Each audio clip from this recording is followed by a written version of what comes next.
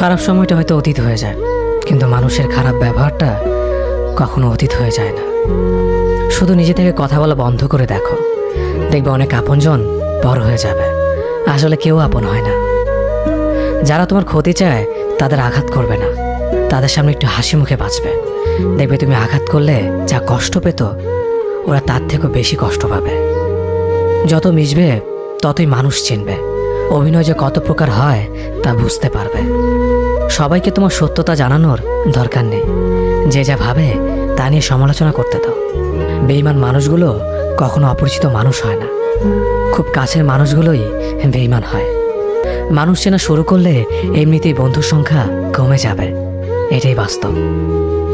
3টি কথা মনে রাখবেন: যে তোমাকে সাহায্য করে তাকে কখনো ভুলে যেও না, যে তোমাকে ভালোবাসে তাকে কখনো ঘৃণা করো না, যে তোমাকে বিশ্বাস করে তাকে কখনো ঠকিও না।